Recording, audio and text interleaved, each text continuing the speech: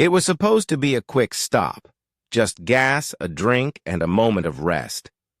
But when Lila stepped out of her old sedan that dusty afternoon, every head turned. Whispers, side eyes, smirks. The clerk behind the counter didn't hide his disgust. Her brown skin, her worn clothes, her accent, they decided everything for her before she even spoke.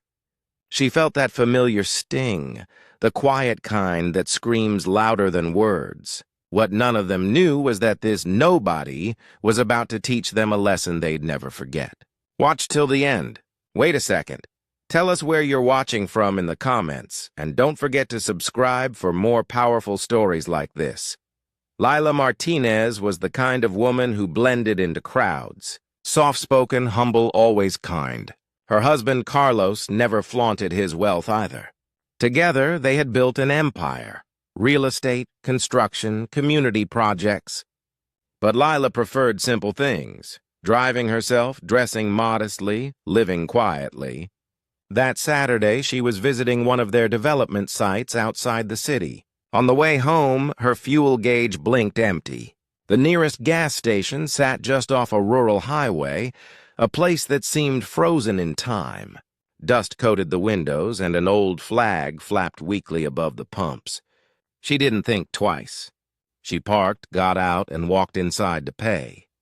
The clerk's eyes narrowed instantly. She smiled politely, but the air felt heavy.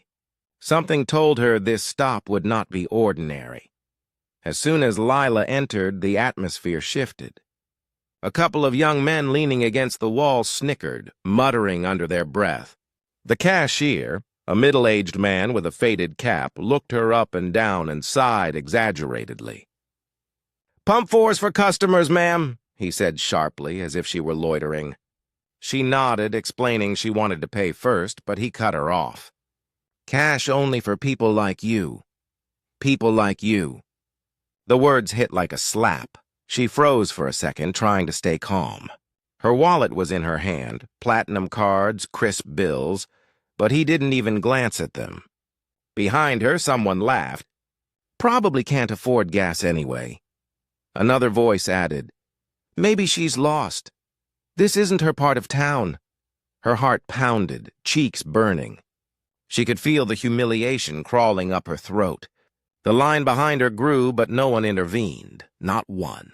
She stepped back slowly, deciding to leave, but as she turned, one of the men blocked the door with a grin.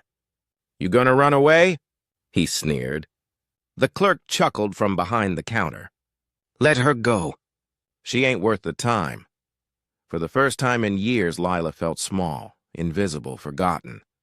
But as she stood there, hurt, trembling, her phone buzzed. A single message from Carlos appeared. "Need anything from the city? I'm finishing a meeting with the mayor." And in that moment, something inside her changed. Lila straightened her back, her tears drying before they could fall. She walked to the counter again, steady now. "I'd like to pay for pump 4, she said quietly. The man rolled his eyes.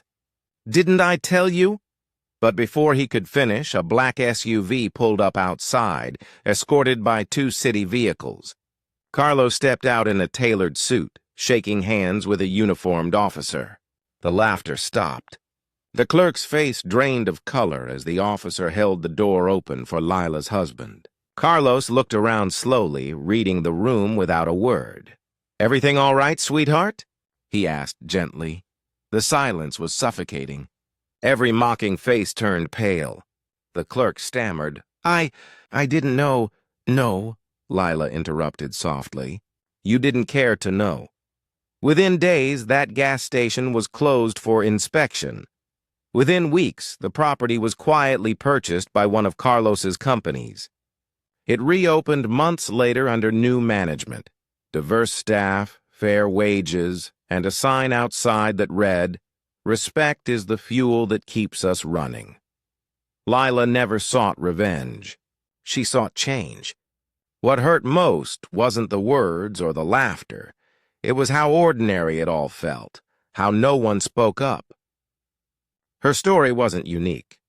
It was a mirror reflecting a world still divided by color and assumption. And yet, with every small act of justice, she proved that humility isn't weakness, it's quiet power. How many people are judged every day for what they look like instead of who they are? Comment where you're watching from. Take care.